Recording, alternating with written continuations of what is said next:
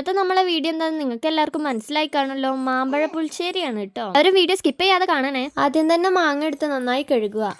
കഴുകിയ മാങ്ങ ഈ വീഡിയോയിൽ കാണുന്ന മാതിരി തോല് കളഞ്ഞൊരു പാത്രത്തിലേക്ക് മാറ്റാം. ഇപ്പൊ മാങ്ങാ സീസൺ അല്ല, അതുകൊണ്ട് തന്നെ എല്ലാവരുടെ വീട്ടിലും കാണാല്ലേ. ഉപ്പും മുളകും കൂട്ടി കഴിച്ചിട്ടും അച്ചാറിട്ടിട്ടും ഉപ്പിലിട്ടിട്ടും ഒക്കെ കഴിച്ചിട്ട് മടുത്തു. ഇനിയിപ്പോൾ നമുക്കൊന്ന് കറിയാക്കി നോക്കിയാലോ. പാത്രം ഒന്ന് ചെറുതായി മാറ്റിയിട്ടുണ്ട് കേട്ടോ. അപ്പോൾ ഈ തോല് കളഞ്ഞ മാങ്ങയിലേക്ക് ആദ്യം തന്നെ മഞ്ഞൾപ്പൊടി ഇട്ട് കൊടുക്കുക. പിന്നെ മുളക് പൊടി, ഉപ്പ്, ആവശ്യത്തിന് പഞ്ചസാര ഇട്ട് കൊടുത്തിട്ട് നന്നായി ഞൗണ്ടാട്ടോ. ഞൗണ്ടാന്ന് പറയുന്നത് അത് നമ്മൾ കൈ വെച്ചിട്ട് ഈ മാങ്ങ ഇതിലേക്ക് പിടിക്കുന്നതിന് വരെ നമുക്കൊന്നിങ്ങനെ കുഴച്ച് കൊടുക്കാം. അതിലേക്ക് ഉപ്പും മഞ്ഞൾപ്പൊടിയും എല്ലാം കൂടി പിടിച്ച് വരുമ്പോൾ ഇതാ മാങ്ങ ഉടഞ്ഞ് നല്ല ചാറായിട്ടുണ്ടാവും കേട്ടോ.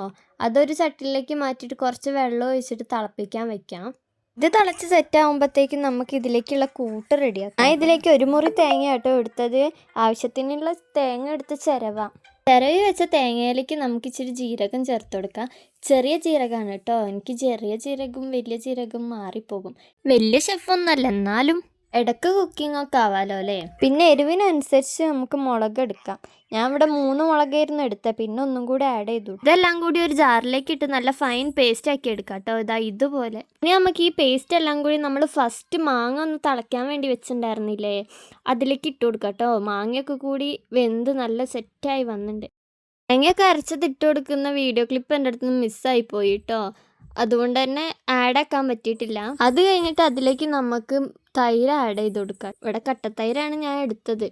നന്നായി തള വരുന്ന വരെ സ്റ്റവ് സിമ്മിൽ വെച്ചിട്ട് നമുക്കൊന്ന് തിളപ്പിച്ചെടുക്കാം.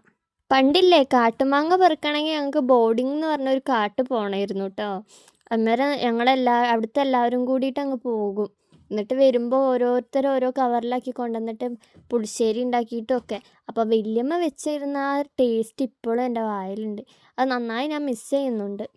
ഏകദേശം സെറ്റായിട്ട് നമുക്ക് വറവ് കൊടുക്കാം. എണ്ണയിൽ കടുക് പൊട്ടിച്ചിട്ട് അതിലേക്ക് കറിവേപ്പിലയും വറ്റൽമുളകും ചേർക്കണം. ഇവിടെ വറ്റൽമുളക് ഇല്ലാത്തതും കൊണ്ട് ഞാൻ അത് ആഡ് ചെയ്തിട്ടില്ല കേട്ടോ. നിങ്ങളുടെ കയ്യിലുണ്ടെങ്കിൽ എന്തായാലും വറ്റൽമുളക് ഇടാൻ മറക്കല്ലേ. നമ്മളെ മാങ്ങാ പുളിശ്ശേരി അപ്പം റെഡി ആയിട്ടുണ്ട് കേട്ടോ. അപ്പോൾ ഇഷ്ടപ്പെട്ടെങ്കിൽ എല്ലാവരും സപ്പോർട്ട് ചെയ്യുക. പുതുതായി ആരെങ്കിലും കാണുന്നുണ്ടെങ്കിൽ സബ്സ്ക്രൈബ് ചെയ്യാൻ മറക്കല്ലേ. ഇതിലെന്തെങ്കിലും മിസ്സിങ് ഉണ്ടെങ്കിൽ പറഞ്ഞു തരണേ. ഞാൻ പറഞ്ഞില്ല എത്ര വലിയ ഷെഫല്ലാന്ന്. അപ്പോൾ ഓക്കെ, ബായ്.